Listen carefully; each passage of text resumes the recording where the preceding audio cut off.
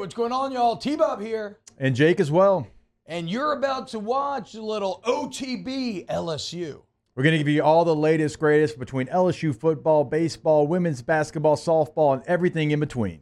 Bottom line, if you want to talk Tigers, keep it locked, subscribe, like it, and we hope you enjoy it. What about, a real tough, name the running backs. That's actually kind of hard right now. Oh, no, it's not. You got two. Josh Williams with Trey Holly up in the air, you have two running backs. You have Josh Williams and Caleb Jackson. The running back in this position is going to be so good then. Caleb Jackson, Josh Williams. It was a surprise to me. Well, that's two guys. One, Josh Williams has played more football than anybody on that team. Yeah, I feel great if Josh is there, for sure. And then Caleb's somebody that is very ooh and ah, exciting. If he works on protecting the football, pass protection, those things, he could be an absolute beast. But I was surprised. Durham coming in too. Yeah, you do. And look, I'm not hating on my own position, but it's the one position where you can come in and play from day one. Yeah, true. But I was surprised Logan Diggs went into the portal. He had a good year in his home state. He transfers from Notre Dame to LSU, coaches he knew, and he went and now is playing for Ole Miss. That was a surprise to me that he went into the portal. Now, where he ended up. I did not realize Logan Diggs went to Ole Miss. Yeah. Brother, college football's crazy. I'm pretty sure we talked about that. Yeah, because it was Doug probably did. Right after Judkins. I would imagine. I would hope that we did. It was right after Judkins entered the portal, and everybody's like, he's leaving Ole Miss. And then 2 days later, Logan Diggs said he was going to Ole Miss. The only thing I remember from all that is Lane Kiffin right after Judkins goes with the excellent catch and release tweet with the giant shark there. Anyway, so the point is, running back's a little sketchy, but that's not the point. The point is, let's start talking about receivers. Okay, yeah, you got Chris Hilton coming back. You got Kyron Lacey coming back. Talk about Aaron Anderson. You had Xavier Thomas from Mississippi State. He's going to be a great punt returner. And then you got all the recruits that like your Sheldon Sampsons, whatever. They're going to end up being something. But you also added. You still have Mason Taylor, real quick. No, go ahead. Yeah, go. No. You have some tight ends that you feel really good about. Remember last year, fair. You did sign a slew of tight ends, and that was a position that was a point of emphasis. And you still have, a guy in Mason Taylor that didn't have the year he had last year. He only had 36 catches, but still a very good receiving option, and like a quarterback like Nussmeier, who's been trained in this pro mentality of, okay, let me go through my progressions, not there, check down, tight end. He could have his biggest year to date too. Yeah, and I also I still love the receiving potential of like a Kamorian Pimpton and stuff, and like somebody else is going to emerge out of that group. So that's also fair. But one of the big additions of the offseason was CJ Daniels, the wide receiver out of Liberty, who was awesome last year. 10 touchdowns, over 1,000 yards. Jamey Chadwell took to the media recently and was basically complaining about how, group of five guys are getting poached for the Power Five. And he said, quote, "Those guys would be all conference for us. LSU paid for a car and an apartment and like $300,000. What do you do?" How about that? I love it. I read that and I'm like, hell yeah, good. That's the price of doing business. Yeah. You want a big-time receiver, you're going to have to pay. Good for CJ for getting that money. The conversation I want to have probably goes a little bit deeper and a little longer, so let's stick on just Chadwell, because I think I also want to talk Group 5, Power 5, but just on the Chadwell front, Taylor, you have consistently rolled your eyes all morning long when we have mentioned Jamey's name. What about his quote has you so upset? First off, I used to like Jamey Chadwell. I really did. I think he's an outstanding coach.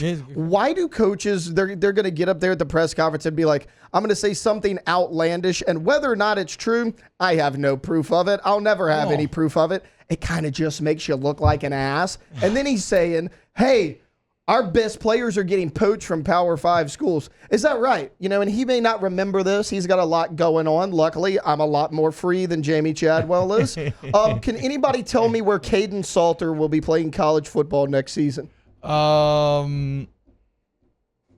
Did he didn't stay at Liberty?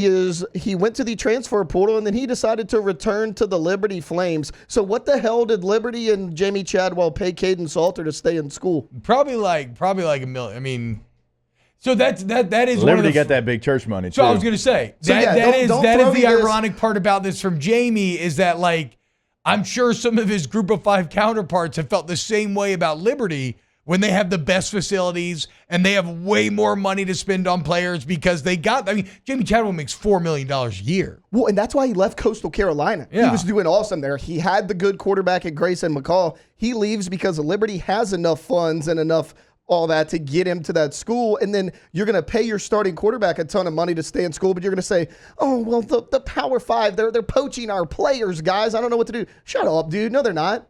You're doing the same thing to the schools lower than you. Get out of here. So I guess where I disagree a little bit is I think they are poaching your players. They've always done this. But yes, but I don't think that's like I fail to see why that's a bad. I can empathize. I understand why if you are a fan of that team, if you coach with that team, I understand why that would be upsetting. But a player doing well on a smaller level, and then based on merit, getting a chance to make more money and perform on a larger stage, that's not a sign of a broken system. Like, that's actually a sign of a system that is working.